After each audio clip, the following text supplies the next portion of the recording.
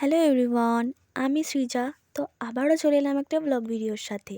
দিনটা ছিল সোমবার। তো সকাল 7টা থেকে 9টা পর্যন্ত আমি কি কাজকর্ম করলাম সেটাই চলো শেয়ার করা যাক।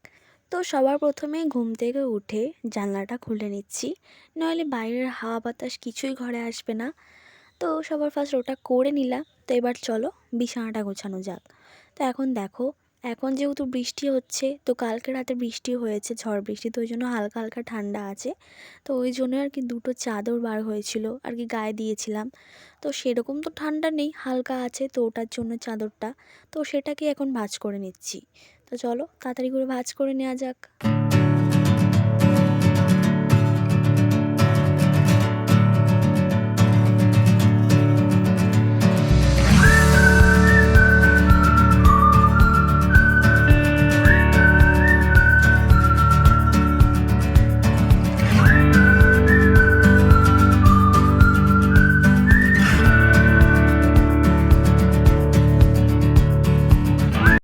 তো আমার কিন্তু এখানে দুটো চাদরই অলমোস্ট ভাঁজ করা হয়ে গেছে। তো এইবার চলো বালিশগুলোকে ভালো করে গুছিয়ে রাখি।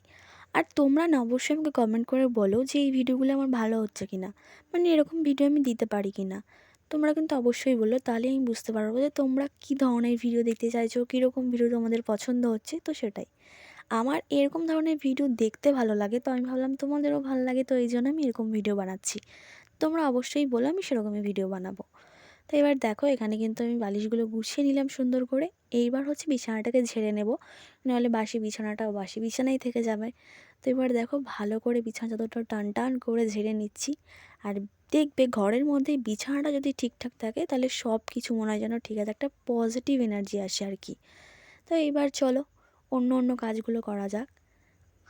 তো দেখতেই পাচ্ছ এখানে কিন্তু একদম ঘরটা বেশ পরিপূর্ণ গোছানো গোছানো লাগছে। যতই কিছু যাও কিছু না করো না কেন, বিছানাটা গোছানো থাকলে মনে হয় যেন সব কিছু গোছানো আছে। আর কালকে রাতেই সব জামা কাপড় ভাঁজ করে রাখা হয়েছিল।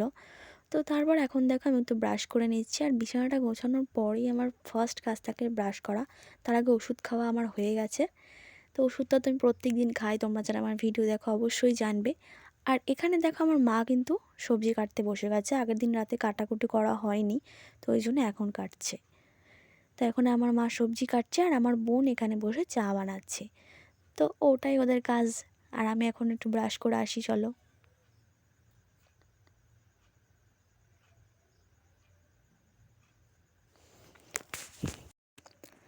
তো আমি কিন্তু ব্রাশ টাশ করে চলে এসেছি, আর এসে দেখছি এখানে চা কমপ্লিট। তো আমি এখন বসে গেলাম আমার ব্রেকফাস্ট করতে। তো আমার আর আমার মায়ের ব্রেকফাস্ট হচ্ছে এই রুটি আর চা। তো এটা খেয়েই আমাদের ব্রেকফাস্ট কমপ্লিট হয়ে যাবে। আর জানো তো, আমার এই একটা রুটি খেয়েই আজকে পেট ভরে গেছিলো, কেন জানি না আর কিছু খেতেই ইচ্ছা করছিল না। তো ব্যাস এটাই ছিল আমার ব্রেকফাস্ট। আর আমার মাও কিন্তু খেয়ে নিয়েছিল। আমার মা এটা খেয়েই স্নান ধান কমপ্লিট করে কাজে চলে যাবে একটু পরেই। আর এখানে দেখেছো আমাদের বাড়িতে কিন্তু আরও একটা ভাই এসছে। তো ওর নাম আমি দিয়েছি কৃষু, মানে কৃষ আর কি, কৃষ্ণ ঠাকুরের নাম রেখে, মানে নাম রেখেই বলতে পারো। তো ও ছিল আর একটা ভাই। তো আমার ভিডিওতে না কোনো বাচ্চা থাকবে না, হতেই পারে না। আর আমাদের বাড়িতে আমাদের পাড়াতে যত বাচ্চা আছে সবাই আসে, আর সবাইকে খুব ভালোবাসি আমি। তো যাই হোক, আর আমার মাও খুব পছন্দ করে। তো এখানে দেখো এবার আমি রান্না করতে বসে গেছি, আর ভাইও কিন্তু বাড়ি চলে গেছে। আর আজকে আমাদের রান্না হবে ওই মাছের ঝোল আর কি, আলু পটল দিয়ে। এই মাছটাকে কি বলে, মাছের নামটা আমি ঠিক জানি না। তো তোমরা দেখে অবশ্যই বলতে পারো, মানে ভাবতেই পারো। তো আমি জানি না ঠিক। তো চলো এবার এই রান্নাটা করে নেওয়া যাক। তো এখানে ফার্স্টে মাছগুলোকে ভালো করে ভেজে নিচ্ছি। তো আমার মা বলেছিল সব মাছই করে ফেল, তাহলে আমি এত মাছ কে খাবে। তো ওই জন্য আমি অল্প করেই করেছি, তাও মোটামুটি হাফ দিয়ে দিয়েছিলাম মাছ, আর হাফ রেখেছি পরের দিন করব বলে। তো ওটা সেরকম ভালো করে করব। তো আজকে একটু জাস্ট তাড়াহুড়োর মধ্যে রান্নাটা করে দিয়েছি, কারণ আমার মা একটু বাদেই কাজে বেরিয়ে যাবে। আরও একটা সমস্যা হয়ে গেছিলো। তো আমাদের এখানে হঠাৎ করে রেশন দিতে আরম্ভ হয়ে যায়, যেটা আমরা কেউ জানতামই না। তো ওই জন্য আমার মা কাজে না গিয়ে আগে রেশনটা তুলতে যায়। আমার মা বোন দুজনেই গিয়েছিল। আর এখানে দেখো আমার কিন্তু মাছটা পুরো ভাজা কমপ্লিট, মানে সব কটা মাছ ভাজেনি, হাফ করেছি আর হাফ রেখে দিয়েছি পরের দিনের জন্য। আর এখানে আলু আর পটলটাকে ভেজে নিচ্ছি। তো ফোড়নে দিয়েছিলাম জিরে ফোড়ন আর লঙ্কা। তো ওটা দিয়েই এখন আলু আর পটলগুলোকে ভালো করে ভাজা ভাজা করতে দিয়ে দিয়েছি। আর এই সময় কেটে নিচ্ছি পেঁয়াজটাকে। তো পেঁয়াজটা মা কাটতে ভুলে গিয়েছিল, তো এখন তাই কেটে নিচ্ছি।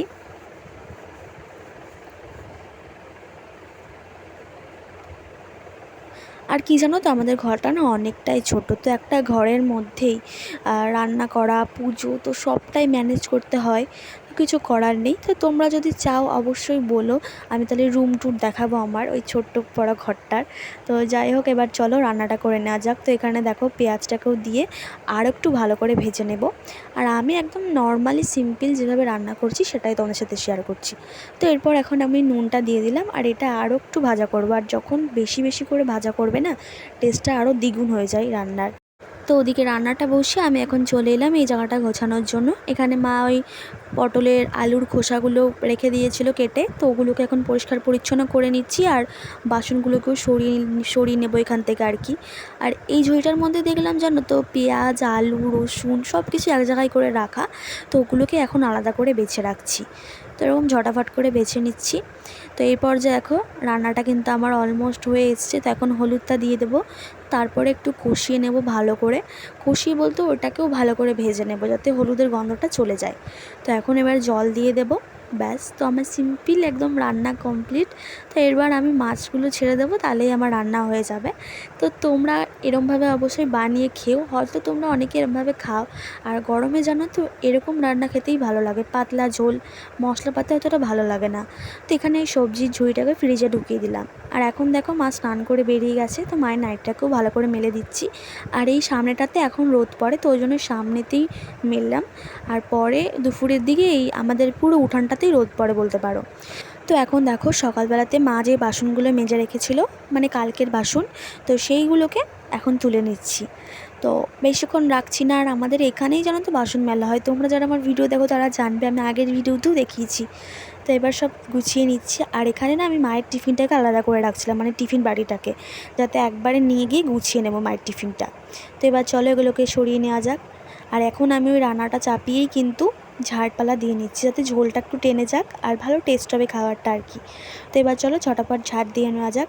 আর ঘর বারান্দা আমার সকালবেলাতেই বাসি একদম ঝেড়ে পেটে নিয়েছিল, আর উঠানো ঝাড় দিয়ে দিয়েছে মা। তো আমি এখন জাস্ট রান্না করার পর যেসব নোংরা বেরিয়েছিল সেগুলোকে পরিষ্কার করে নিচ্ছি। তো আমার সকালবেলাতে এরকম তাড়াতাড়ি করে কাজ করলে না সব কাজ হয়ে যায় আর কি। তো এখন দেখো আমি ঝাড়পালা দিয়ে নিচ্ছি। আর এই রান্না করার সময় না অনেক নোংরা হয় জিনিস, মানে গ্যাসটা যেমন নোংরা হয় তেমন আশেপাশের জিনিসপত্রও অনেক নোংরা হয়। তো সেগুলোকেও মোছামুছি করা, ঝাড়পালা দেওয়া সবটাই প্রত্যেক দিন করে নিলে না, তাহলে ওই ধরো সপ্তাহে একদিন করতে গেলে তখন চাপটা কম হয়ে যায়। তো যাই হোক, এবার চলো ঝাড়পালা দিয়ে নিই। আর আমাদের এই যে সিঁড়িটা দেখছো সামনের, এটা কিন্তু গাড়ি তোলার জন্য করা হয়েছে, নতুনই করা হয়েছে। আমাদের টাট্টুও যেহেতু নতুন। তো এবার দেখো আমার রান্নাটা কিন্তু একদম হয়ে গেছে। তো এবার চলো মায়ের টিফিনগুলোকে গুছিয়ে দেবো। তো তার আগে মা যে দুটো জলের বোতল নিয়ে যায়, সেই দুটোকে এখন ভালো করে ব্যাগের মধ্যে ভরে দিচ্ছি। তো প্রত্যেক দিনের দায়িত্ব এখন আমার এটা। আর আমার বোনের এখন যেহেতু পরীক্ষা চলছে, ও এখন কিছুই করবে না, ও জাস্ট রেডিমেডি হয়ে স্কুল যাবে আর পড়তে বসবে। তো এটা এখন ওর ফার্স্ট প্রায়োরিটি। তো এবার দেখো এখন কিন্তু আমি ভাতটা মায়ে বেড়ে দেবো। তো আমাদের বাড়িতে যা রান্না হয়, এই মধ্যবিত্ত পরিবারে যা রান্না হয়, এক তরকারি ভাত, কোনো দিন দু তরকারিও হয়ে যায়। তো সেটাই কিন্তু আমার মা টিফিনে নিয়ে যায়। আর আমি যখন স্কুল যেতাম না, তখন আমি এটাই নিয়ে যেতাম। হ্যাঁ, তোমরা শুনলে ভাববেই যে এরকম টিফিন নিয়ে যেতাম। হ্যাঁ সত্যি, আমি কখনোই ওই চাউমিন, ম্যাগি, পরোটা, কেক এইসব নিয়ে যেতাম না। আসলে মধ্যবিত্ত ঘরে না এটাই হয়। হ্যাঁ, মাঝে মধ্যেই হয়তো নিয়ে যেতাম চাউমিন। তো বেশিরভাগ টাইমে কিন্তু আমি ভাত তরকারি যা রান্না হতো বাড়িতে সেটাই নিয়ে যেতাম। কখনো মুড়িও নিয়ে যেতাম, তবে মুড়িটা আমি পছন্দ করি না বলে আমার মা আমাকে ভাতই দিয়ে দিত। তো এবার চলো আমার বোনের ভাতটা বেড়ে দিই। তো আমার বোন এখন স্কুল যাবে, তো ওর জন্য আগে ওকে ভাতটা বেড়ে দিচ্ছে, ওর ট্রেনের টাইম হয়ে যাচ্ছে। তো এখানে ওই আমাদের মাছের ঝোল আর ভাতটা দিয়ে দিলাম। আর এখানে দেখো আমার বোন কিন্তু রেডি হয়ে যাচ্ছে স্কুলের জন্য। আর আমার মা এখানে কিন্তু রেশন নিয়ে চলেও এসছে, আমার বোন আগে চলে এসেছিলো যেহেতু স্কুল যাবে ওই জন্য। তো এবার চলো আমার মাও কিন্তু বেরিয়ে যাচ্ছে। আর আমি ভিডিওটা করতেও পারবো না, কারণ ফোনটা নিয়ে চলে যাবে। তো চলো ভিডিওটা এখানেই শেষ করছি। যদি তোমাদের ভিডিওটা কোনো জায়গায় ভালো লাগে থাকে তাহলে অবশ্যই একটা লাইক করে দাও। তোমরা সুস্থ থেকো, ভালো থেকো, চলো বাই।